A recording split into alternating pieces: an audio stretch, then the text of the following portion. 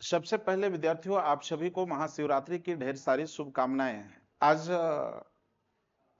शुभ महाशिवरात्रि पर्व है। इसके लिए मैं आप लोगों को बहुत बहुत शुभकामनाएं देता हूं। और विद्यार्थियों आज की जो क्लास है वो बिल्कुल ग्रास लेवल से स्टार्ट करने जा रहे हैं। जो इंग्लिश लैंग्वेज को लेकर के है, इंग्लिश भाषा को सीखना है। और यह एक नई सीरीज चलाई जा रही है जिसमें हम लोग इंग्लिश भाषा को लेकर के ग्रास लेवल से एडवांस लेवल तक बात करेंगे। इसमें क्लास चलेगी और सभी के लिए उपयोगी होगा। इधर आप नो मैटर करता है कि आप किस क्लास में पढ़ते हो, लेकिन आपके लिए उपयोगी होने वाला है। आप किसी स्कूल गोइंग स्टूडेंट्स हो, कॉलेज गोइंग स्टूडेंट्स हो, या फिर किसी कंपटीशन की तैयारी कर रहे हो, आपके लिए 100% उपयोगी होने वाला है यह सीरीज। ये आपको इस यूट्यूब चैनल में दिया जाएगा कंटिन्यू। और आप इस चैनल पे नए देख रहे हो तो फिर चैनल को सब्सक्राइब कर लीजिए, दोस्तों के साथ इस वीडियो को शेयर भी कीजिए, और अच्छा लगे तो वीडियो को लाइक भी कीजिए जरूर, ताकि हमारे जो टीम है ना उसको मोटिवेशन मिल सके आपके सब्सक्राइब, लाइक और शेयर से। तो चलिए देर न करते हुए एक चीज बताना चाहेंगे कि आप लोग इस बात को फील किए होंगे कि जब इंग्लिश की बात आती है, अगर आप अपने लफ्ज से, मुंह से अगर इंग्लिश वर्ड निकालते हैं ना, तो एक माहौल हम लोगों का होता है जहां से कि लोग बोल देते हैं कि आपके आसपास साथ में रहने वाले ही साथी लोग बोल देंगे कि ये क्या बोल रहे हैं, देसी मुर्गा बोलते हैं और विदेशी भाषा ना। तो थोड़ा सा डिमोटिवेशन मिलता है, लेकिन नोट माइंड इसकी बात, चिंता न करें और आगे बढ़ते रहें। अगर आपको लगता है कि इंग्लिश आपके लिए उपयोगी है, और बेसिकली हम लोग जो सीरीज चला रहे हैं ना, हमारी जो टीम है जो काम कर रही है अलग अलग सब्जेक्ट और अलग अलग कंटेंट में, वो आपको बहुत ही फायदेमंद होने वाला है। और बेसिकली मैं जो इस वीडियो में या इस सीरीज में देने वाला हूँ वो देने वाला हूँ अंग्रेजी को लेकर के। तो अंग्रेजी ग्रामर की बात हो, कॉम्पिटिटिव इंग्लिश की बात हो, या फिर इंग्लिश बोलने की बात हो, इस पर हम लोग अध्ययन करेंगे, सीखेंगे, जानेंगे। तो इस चैनल पे कंटिन्यू बने रहिएगा। और फिर एक बार पुनः आपको बोलता हूँ कि चैनल को सब्सक्राइब ही कर लीजिए, ठीक है, आपके लिए फायदेमंद है। तो फिर ग्रास लेवल क्या हो सकता है इंग्लिश भाषा का? वो हो सकता है A to Z। A to Z ये होता है ना इंग्लिश अल्फाबेट, ABCD जेड तक। अब यहाँ पे थोड़ा सा ध्यान ये देंगे कि A to Z जो होते हैं पूरे कितने होते हैं? 26 लेटर्स होते हैं इंग्लिश अल्फाबेट के। 26 लेटर्स होते हैं, और 26 को अलग अलग डिवाइड किया गया है। अलग अलग डिवाइड क्या किया गया है भाई, इसका क्लासिफिकेशन क्या है? तो होता है कि इसमें बोलते हैं ना कि 5 क्या है, 5 जो है वो वोवेल्स होते हैं, ठीक है। ये 5 जो है वोवेल्स होते हैं, ठीक है। कौन कौन? A, E, I, O और U। अब यहाँ पे देख लीजिए, A, E, I, O, U जो होता है वो वोवेल्स होते हैं, ठीक है। क्या हम मिस्टेक कर दे रहे भाई, लोडिंग।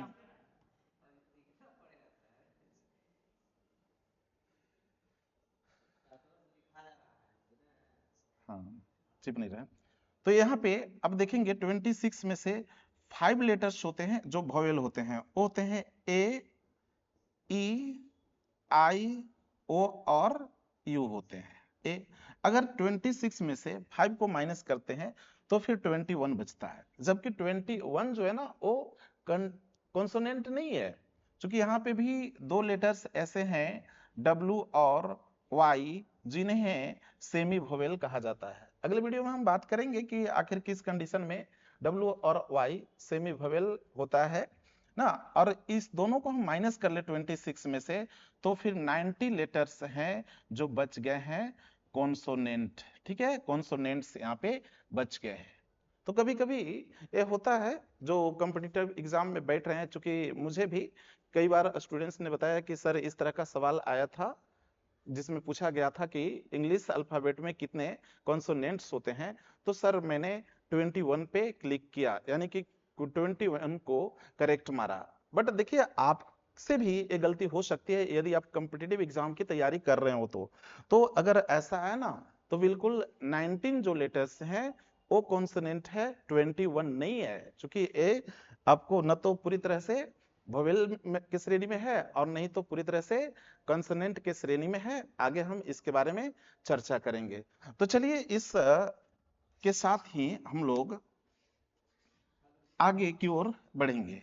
तब फिर क्या जरूरत हो जाता है इंग्लिश सीखने के लिए? अब सवाल ये भी आपके मन में उठेगा, क्योंकि आप अगर स्कूल गोइंग स्टूडेंट्स होंगे ना, या फिर कॉलेज गोइंग होंगे और अब तक आपकी इंग्लिश मजबूत नहीं हुई है, तो फिर आप असमंजस में पड़े हुए हैं कि क्या सीखना जरूरी है। इंग्लिश सीखने के लिए पहले ग्रामर सीखना जरूरी है या फिर इंग्लिश स्पीकिंग ज्वाइन करना जरूरी है। ये सब सवाल आपके मन में चल रहे होंगे। लेकिन आप बेशक, मैंने कहा जैसे पहले आपसे रिक्वेस्ट कही या जो भी कहिए, कहा कि इस यूट्यूब चैनल पे बने रहिए, आपको एक दिन इंग्लिश सिखा करके रहेंगे, ठीक है। तो हो सकता है पहला एक आता है ग्रामर की बात करेंगे अगर, कि पहले क्या कर लेना चाहिए भाई, ग्रामर को सीख लेना चाहिए। तो एक सवाल का जवाब आप कमेंट में बताइए कि क्या आप हिंदी भाषा को सीखने के लिए पहले व्याकरण पढ़े थे, व्याकरण के अध्ययन किए थे, व्याकरण आपको पढ़ाया गया था? तो आपका आंसर मुझे लगता है बनेगा कि नहीं, ठीक है। हिंदी भाषा जैसे सीख लिए थे बिना ग्रामर व्याकरण के, उसी तरह बिना ग्रामर के आप इंग्लिश भी सीख सकते हैं। तब मुझे लगता है कि इन चीजों को आप थोड़ा सा नजरअंदाज कर लीजिए, इसको मत सीखिए पूरी ग्रामर को। जो मैं बता रहा हूं कंटिन्यू इस सीरीज में, उसको आप फॉलो कीजिए, इंग्लिश आप एक दिन जरूर सीख जाएंगे। एक दूसरा कंडीशन जो आपको सीख लेना चाहिए, वो सीख लेना चाहिए आपको ट्रांसलेशन। ट्रांसलेशन, अब ट्रांसलेशन क्यों जी? ट्रांसलेशन इसलिए ना कि देखिए सेंटेंस की जो संरचना है, सेंटेंस बनाएंगे, चूंकि हम जो भी बोलेंगे, आप जो भी बोलेंगे या लिखेंगे, या फिर न्यूज़पेपर हो या फिर कहानी हो किसी बुक में टेक्स्ट में, तो फिर आप क्या सीखेंगे, क्या पढ़ेंगे, क्या बोलेंगे, वो जो होगा ना वो सेंटेंस के रूप में ही होगा। इसको जान लेना जरूरी है। तो यहाँ पे ट्रांसलेशन जानना जरूरी है। जो आपके लिए महत्वपूर्ण सीरीज लाए हैं, जो एकदम इजीली तरीके से ट्रांसलेशन सिखाएंगे, जो अब तक आप कई किताबों को देख चुके होंगे, उनमें से सबसे बेहतर ये सीरीज आपको इस प्लेटफॉर्म में आपको लगेगा, ठीक है। और थोड़ी बहुत आपको सीख लेना चाहिए वो ग्रामर का एक चैप्टर है प्रीपोजिशन। प्रीपोजिशन ये आपको सीख लेना चाहिए, ठीक है। और अगर ज्यादा लंबे लंबे सेंटेंस को बनाना चाहते हैं, समझना चाहते हैं, तो आपको कंजक्शन सीख लेना चाहिए। ये तीन चीजें महत्वपूर्ण है। और चौथा चीज जो मैं इस प्लेटफॉर्म में लाऊंगा, हो सकता है लाऊंगा, कोशिश करूंगा पूरा, लेकिन फिर भी आपको खुद से प्रयास करना चाहिए, और वो है डिक्शनरी, वोकेबलरी ना। डिक्शनरी, डिक्शनरी इसलिए जरूरी है क्योंकि देखिए दोस्त, वो समंदर है किस चीज का, शब्दों का, और शब्दों का समंदर है। आप जितने इसके गहराई में जाएंगे उतने ही मजा आएगा, लगेगा अपने आप को कि मुझे बहुत कुछ उस समंदर से निकालना है, और निकाल सकेंगे। तो इन चीजों पर आप जरूर फोकस करेंगे, ठीक है। और जब हम ट्रांसलेशन की बात करते हैं, ठीक है, ट्रांसलेशन सभी स्टूडेंट्स के लिए उपयोगी हो जाता है। आप या तो बुक सीखें, बुक पढ़ें, या फिर न्यूज़पेपर पढ़ें। देखिए मुझे लगता है ना, मेरे हिसाब से, कि अब तक जो मेरा अनुभव है उसमें ये बताना चाहेंगे कि न्यूज़पेपर जो इंग्लिश का आते हैं ना, उसमें बहुत ही क्या बोलते हैं कॉम्प्लेक्स सेंटेंसेज आते हैं, जो आपको कॉमन बुक में नहीं मिलेंगे, कॉम्प्लेक्स सेंटेंसेज। तो अगर आप चाहते हैं कि इंग्लिश न्यूज पेपर भी आप समझ सके, पढ़ सके, तो उसके लिए भी आप एकदम बिल्कुल 100% श्योर रहिए, इस प्लेटफॉर्म में आपके लिए जरूरी चीजें दे रहे हैं, ठीक है। तो हम इस पर थोड़ी बात कर लेंगे, ठीक है। अब चलिए हम लोग अगले हिस्से में चलते हैं, इससे आगे बढ़ेंगे, ठीक है। और आगे बढ़ने का इसको बड़ा कैसे करेंगे?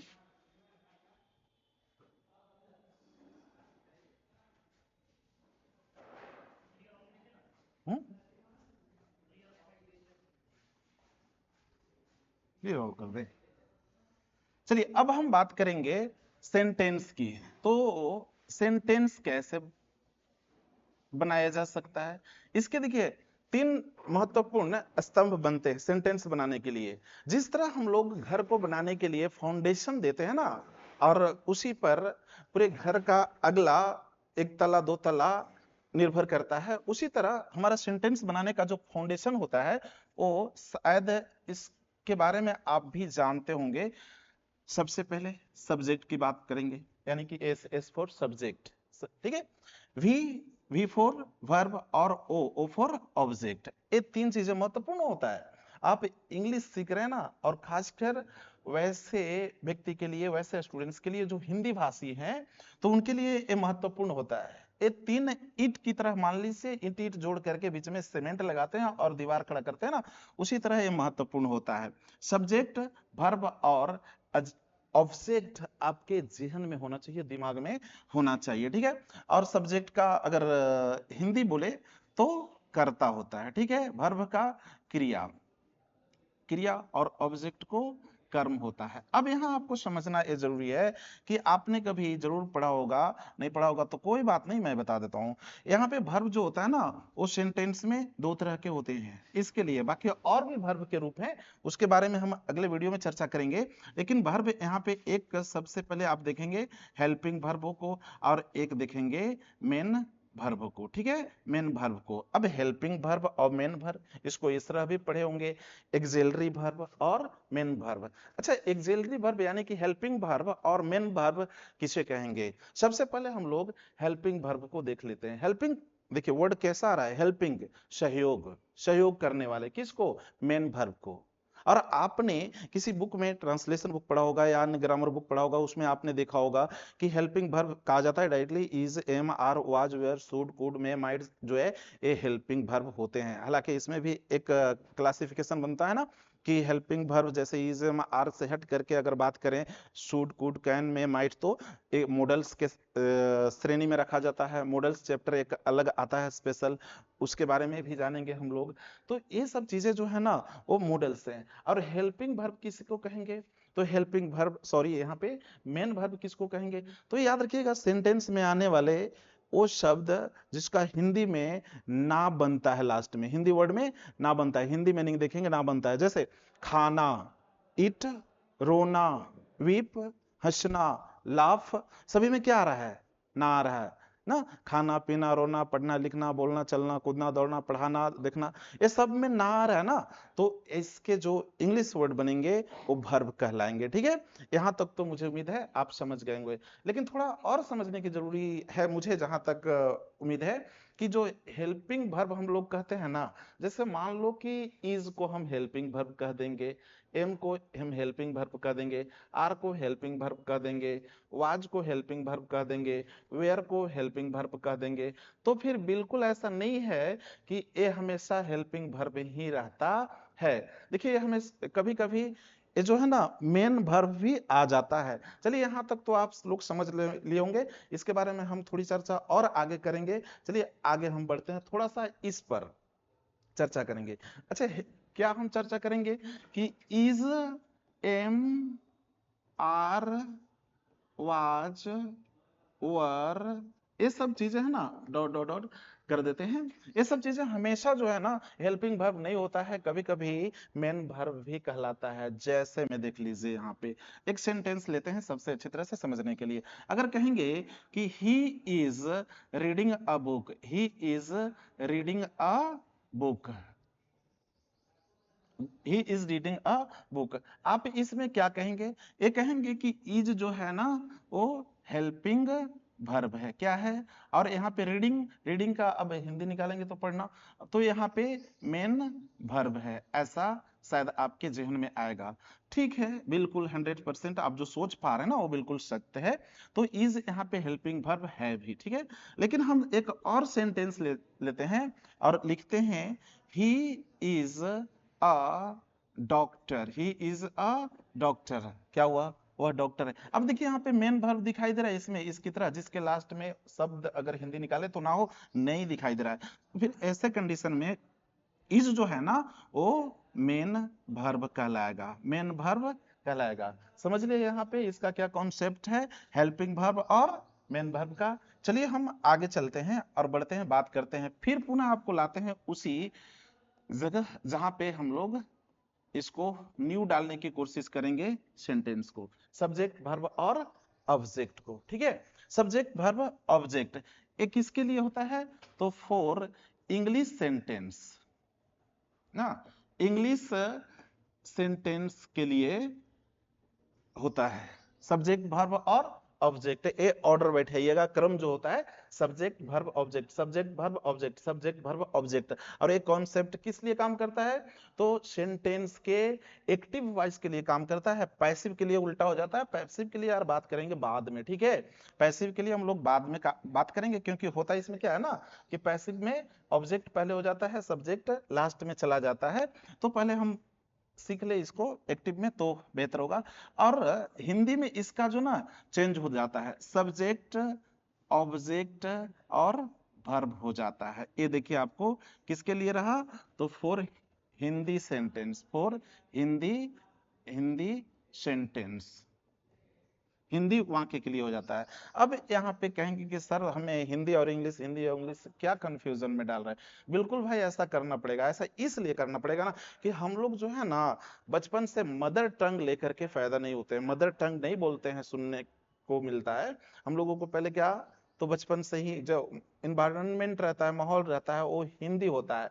तो इसके अनुसार भाई कुछ तो चेंजिंग करने के लिए कहीं ना कहीं हमको हिंदी का सहारा लेना पड़ता है। ए फॉर एप्पल नहीं बोलते हम लोग, बल्कि सबसे पहले सेव बोलते हैं, और सेव से हम लोग कन्वर्ट करते हैं एप्पल में। इसीलिए हम लोगों को, और खासकर अगर साइकोलॉजिकली देखा जाए ना, तो क्या होता है, हम लोग पहले जो विचार उत्पन्न होते हैं हमारे मस्तिष्क में, वो हिंदी में होता है। जितने भी थॉट्स आते हैं ना, वो हिंदी में आते हैं, इंग्लिश में तो आते नहीं कि आप डायरेक्टली इंग्लिश में बोल सकते हो। हाँ, लेकिन ये हो सकता है कि आप अपने थॉट प्रोसेस है ना उसको चेंज कर सकते हैं, लेकिन चेंज तभी होगा जब इस आपका इस तरह का सेंटेंस का इमेज आपके माइंड में बनेगा। तो ये साइकोलॉजिकली चेंज करने का तरीका है।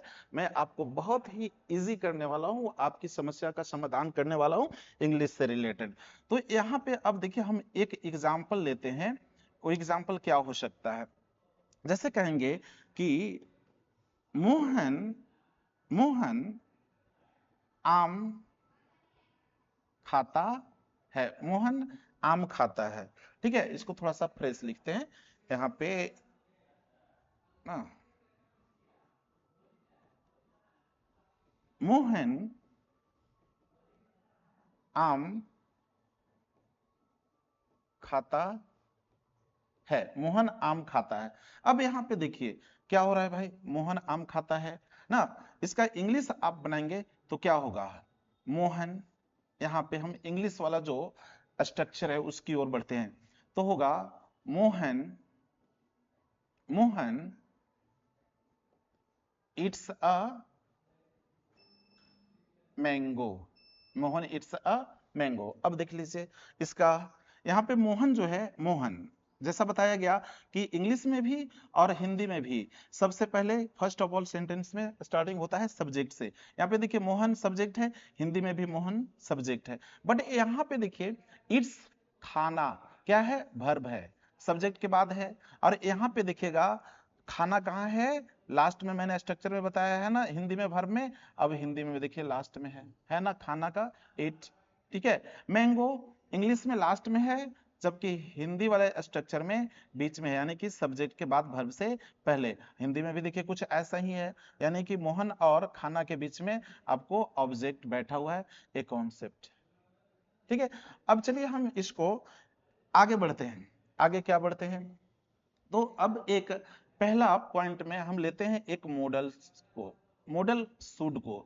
शायद आप शुड के बारे में जानते होंगे, यहाँ एक और चीज बताना महत्वपूर्ण हो रहा है, वो ये है कि यहाँ पे शुड जो है ना, वो तो मॉडल है, ग्रामर में आगे बताएंगे कि मॉडल क्या, यहाँ पे बताना महत्वपूर्ण है वर्ब को। यहाँ पे क्या लगाया मैंने, V1, verb 1, verb 2, verb 3, verb 4, verb 5। इसको इस तरह हम लोग आसानी से याद रख सकते हैं 1 2 3 4 5 करके, नहीं तो बोलते हैं ना प्रेजेंट पास्ट पार्टिसिपल ऐसा कर करके, तो फिर उससे अच्छा है हम लोग V1 V2 V3 V4 V5। इसका थोड़ा सा कॉन्सेप्ट हम लोग समझ लेते हैं। देखिए V1 जैसे हम ले ले गो, तो गो का ये क्या हो गया, V1 के रूप में। अब इसको वेंट कर दें तो क्या हो गया, V2 के रूप में। अब इसको गॉन कर दें, गॉन, तो ये हो गया V3 के रूप में। और इसको गोइंग कर दें तो ये हो गया V4 के रूप में। ठीक है, V4 के रूप में हो गया। और इसको कर दें गोज, तब क्या हो गया, V5 हो गया। ठीक है, तो रिमेंबर याद रखिएगा इस बात को कि ये जो मॉडल्स होते हैं ना, वो हमेशा मॉडल्स के साथ V1 का प्रयोग किया जाता है। किसका प्रयोग किया जाता है? V1 वर्ब 1 का प्रयोग किया जाता है। ठीक है, किसी भी मॉडल्स के साथ V1 का प्रयोग किया जाता है। चलिए आगे बढ़ते हैं। अब यहाँ पे देखिए होता क्या है कि अगर शुड की बात की जाए तो शुड का हिंदी होता है चाहिए, लेकिन ऐसा ही नहीं कि कुछ भी चाहिए। ठीक है, जैसे मुझे पैसा चाहिए तो यहाँ पे शुड का काम नहीं कर पाएगा, शुड नहीं काम करेगा। ठीक है, सुटेबल नहीं लग रहा है। अब यहाँ पे एक महत्वपूर्ण जो पॉइंट बनता है इसको बनाने के लिए, वो है क्रिया प्लस ना चाहिए। क्रिया प्लस ना चाहिए। ठीक है, क्रिया प्लस ना चाहिए। देखिए कितना उपयुक्त आ रहा है। ठीक है, ना चाहिए, क्रिया प्लस ना चाहिए। देखिए वैसे सेंटेंस जिसके लास्ट में, हिंदी सेंटेंस जिसके लास्ट में क्रिया प्लस चाहिए हो, इस नियम से, शुड से, इस स्ट्रक्चर से बना पाएंगे तो फिर यहां तक आपको रुकने की जरूरत है, अच्छी तरह से समझने की जरूरत है। इससे भी नहीं हो पाएगा। क्यों? क्योंकि चाहिए इससे भी इतर बहुत सारे ऐसे सेंटेंस मिलेंगे। मुझे तो पता है 7-8 सेंटेंस मिलेंगे जिसके लास्ट में हिंदी वाक्य में चाहिए रहेगा। बट क्या आप कहेंगे कि सर बन जाएगा तो इसे हम सीख लिए? बिल्कुल नहीं, इतना से काम नहीं चलेगा। आगे बस इसलिए तो मैंने बोला कि सीरीज में बने रहिए, आप सब कुछ हौले हौले करके पालेंगे। ठीक है, अब देखिए चाहिए है नाम, शुड का प्रयोग किया जाता है किस लिए? तब जब वैसे सेंटेंस, हिंदी सेंटेंस जिसके लास्ट में चाहिए हो और इसके अलावे उससे ये पता चले ना कि किसी को किसी सलाह या सुझाव के रूप में अगर यूज किया जा रहा है, भाव आ रहा है उस हिंदी सेंटेंस से, तो बिल्कुल इससे बनेगा। और अलग अलग चाहिए से रिलेटेड चीजें हैं जो आपको बताएंगे। अब देखिए ये जो है ना, चलिए इसको मिटा देते हैं, इसको समझ गए होंगे और ऑलरेडी मुझे लगता है कि इसके बारे में आप लोग जानते होंगे। हालांकि इसके बारे में हम लोग आगे वीडियो में बात करेंगे और इस पर विस्तृत चर्चा करेंगे। अब यहाँ पे हम इसका कुछ एग्जाम्पल देख लेते हैं। सबसे पहले यहाँ पे इसका प्रयोग आप लोग ये जान लो कि इसका प्रयोग सुझाव ना, सुझाव या सलाह, सलाह के रूप में, यानी कि मार्गदर्शन देने के लिए, सुझाव देने के लिए, सलाह देने के लिए किया जाता है। और उसके लास्ट में चाहिए हो तो बेशक इससे बन जाएगा। ठीक है, जैसे एग्जांपल में देखिए, अगर कह दूं कि उसे अंग्रेजी सीख लेना चाहिए, उसे अंग्रेजी सीख लेना चाहिए, क्या करना चाहिए? अंग्रेजी ना सीख लेना चाहिए, सीख लेना चाहिए। या फिर ऐसे भी कह सकते हैं कि उसे अंग्रेजी सीखना चाहिए, इजिली आप समझ लो। ठीक है, कि उसे, अपने दोस्त को आप बता रहे हो कि उसे अंग्रेजी, अंग्रेजी सीखना चाहिए, उसे अंग्रेजी सीखना चाहिए। ठीक है, तो अब क्या यहाँ पे होगा इसे इंग्लिश, देखो लास्ट में है ना चाहिए, यहाँ पे भी चाहिए बताया गया है पहचान में, क्रिया प्लस ना चाहिए, सीखना क्या हुआ? क्रिया वर्ड हुआ। ठीक है, तो यहाँ पे सबसे पहले हम सब्जेक्ट को ढूंढेंगे। जानते हैं ना सब्जेक्ट कौन होता है? सेंटेंस में वही जो उसके एक्शन जो दिए हुए रहते हैं सेंटेंस में, कार्य उसको करने वाला होता है सब्जेक्ट। तो इसमें एक्शन जो है वो है सीखना। किसे सीखना चाहिए? उसे। तो यहाँ पे सब्जेक्ट हो गया और उसे के लिए इंग्लिश में क्या लिखेंगे? ही। और इसके देखिए सब्जेक्ट आ गया, सब्जेक्ट खोज लिए, ढूंढ लिए। अब इसके बाद शुड को लगाइए, यहाँ पे क्या कीजिए? शुड को लगाइए। शुड के बाद क्या करना है? V1 वर्ब 1, जैसे अभी बताया ना, गो, वेंट, गॉन, गोइंग, गोज, उसमें से आप V1 को लिए। जैसे यहाँ पे सीखना है तो सीखना का होता है लर्न। क्या होता है? लर्न। अब यहाँ पे बात ये भी आ रही है कि क्या सीखना जी? तो इंग्लिश। क्या सीखना? English, learn. यहाँ पे इंग्लिश लगा दीजिए, इंग्लिश हो गया, परफेक्ट। अभी इस तरह जितने भी सेंटेंस आ जाए जिसमें लगे कि सुझाव या सलाह दिया रहा है, जैसे सपोज दैट मान लीजिए कि एक डॉक्टर मरीज को बोलता है कि तुम्हें सुबह में टहलना चाहिए। क्या कर रहा है डॉक्टर? सलाह दे रहा है। ठीक है, अगर आप किसी दोस्त को बोल रहे हो कि तुम्हें समय पे वहां पे पहुंचना चाहिए, पहुंचना चाहिए समय से, ठीक है, तो वहां पे क्या कर रहे हैं आप? सलाह दे रहे हो, उसको गाइड कर रहे हैं। तो वैसे रिलेटेड चाहिए वाला के साथ आप कितना भी आए सेंटेंस, लाखों सेंटेंस आए, ये फॉर्मूला आपको उपयुक्त है। ठीक है, और एक दो एग्जांपल देख लेते हैं ना। आपको सुबह में टहलना चाहिए, आपको सुबह में टहलना चाहिए। अच्छा क्या कर रहे हैं भाई, गाइड कर रहे हैं, सुझाव दे रहे हैं कि आपको सुबह में टहलना चाहिए, स्वास्थ्य अच्छा रहेगा, जो भोदू हो रखे हैं ना मोटा, वो पतले हो जाएंगे, काम भर हो जाएंगे। ठीक है, तो यहाँ पे क्या होगा, यू ना, you should, you should walk, इसको वॉक बोलेंगे, वाल्क मत बोलिएगा, प्रोनाउंसिएशन रॉन्ग हो जाएगा। ठीक है, ये वॉक बोलेंगे इसको। ठीक है, walk in the morning, walk in the morning, इस तरह लाइक दिस आप अलॉट ऑफ सेंटेंस को चेंज कर सकते हैं इजिली, बस चुटकियों में। चलिए एक अगले स्टेप बढ़ते हैं, आज की क्लास में हम लोग एक और स्ट्रक्चर को देख लेते हैं, इसके बाद जो है ना हम लोग क्लास को एंड करेंगे।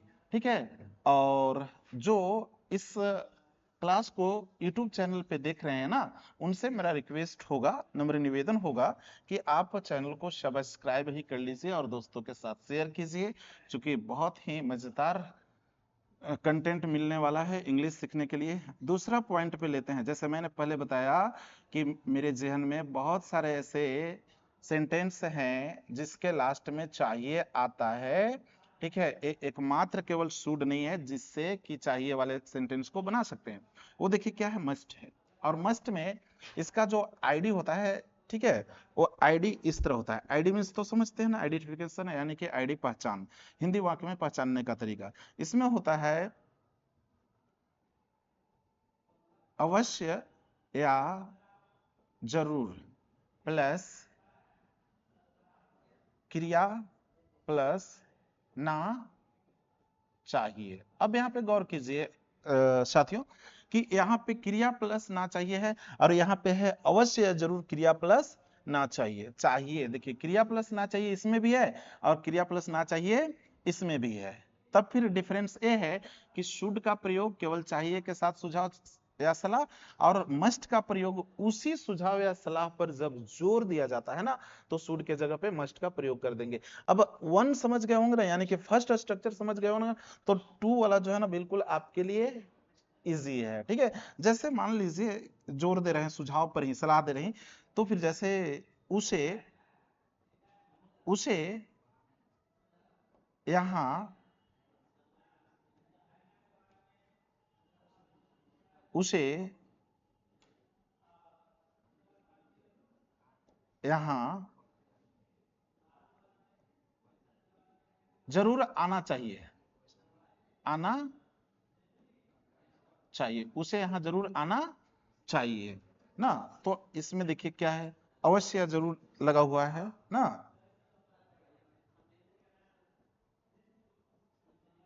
चाहिए। इसमें क्या है, इसमें देखिए जरूर लग गया है, जैसा कि यहाँ आईडी में बताया गया है। तो कुछ नहीं करना है, लास्ट में चाहिए है ना, जरूर है ना, तो कर दीजिए ऐसे ना। ही शुड नहीं यूज करना है, इसमें क्या करना है, मस्ट का प्रयोग, क्योंकि जरूर या अवश्य किसके साथ है, मस्ट के साथ है, शुड के साथ नहीं। ठीक है, तो he must come come here ना, ही मस्ट कम हियर, उसे यहां जरूर आना चाहिए। और इन सभी को अगर नेगेटिव बनाना है तो सिंपल तरीका है, जो शुड है मस्ट है उसके बाद नोट का यूज कीजिए। इंट्रोगेटिव बनाना है तो शुड मस्ट को उससे पहले कीजिए, क्वेश्चन वर्ड है तो सबसे पहले क्वेश्चन, और लास्ट में इंट्रोगेटिव मार्क जरूर दिया कीजिएगा। ठीक है, इंट्रोगेटिव मार्क, तभी तो वो सेंटेंस इंट्रोगेटिव बनाएगा। एक एग्जांपल और लेते हैं, आपको अंग्रेजी अवश्य बोलना चाहिए, बोलना चाहिए। अब देखिए विद्यार्थियों, इसको मैंने क्यों लिखा है, इससे आपको कुछ बताना भी चाहते हैं और सेंटेंस भी आपको एग्जाम्पल देने के लिए हो गया। उसे आपको अंग्रेजी अवश्य बोलना चाहिए, आपको अंग्रेजी अवश्य बोलना चाहिए। रिमेंबर, याद रखेंगे, हमारे वीडियो को लगातार आप देखते रहिए। ठीक है, इसके साथ ही आप यदि अंग्रेजी बोलना चाहते हैं ना, तो आपके लिए महत्वपूर्ण ये हो जाता है कि आप कितना जानते हैं, नो मैटर। ठीक है, आप अभी से ही अंग्रेजी को बोलना स्टार्ट कर दीजिए। आपको अंग्रेजी अवश्य बोलना चाहिए। आप जितना जानते हैं ना उतना ही से स्टार्ट कीजिए, छोटी छोटी वर्ड, छोटे छोटे सेंटेंस से स्टार्ट कीजिए। बाकी मेरे साथ बने रहिए लगातार, तो फिर आप एक दिन अवश्य इंग्लिश समझ पाएंगे, बोल भी पाएंगे। आपको अंग्रेजी अवश्य बोलना चाहिए, इसको ट्रांसलेट कर सकते हैं आप खुद। जैसे यू, देखिए अवश्य है तो इससे शुड से नहीं बनाएंगे, हम किससे बनाएंगे, मस्ट से बनाएंगे। You must speak speak English, you must speak English.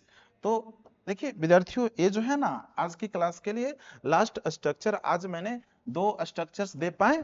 पहला स्ट्रक्चर है शुड वाला और दूसरा स्ट्रक्चर है मस्ट वाला। मुझे उम्मीद है आप लोगों को ये वीडियो जो है ना, जानकारी है ना, बहुत अच्छी लगी होगी, समझ में आई होगी। और अंत में एक बार फिर कहते हैं, वीडियो अगर अच्छी लगी है तो फिर एक लाइक आपके तरफ से बनता है, बहुत बड़ी उम्मीद है दोस्त आपसे, ठीक है। और शेयर भी धनाधन होनी चाहिए, और चैनल को सब्सक्राइब तो आप कर ही लिए हैं, मुझे उम्मीद है, ठीक है। फिर मिलते हैं, बाय बाय।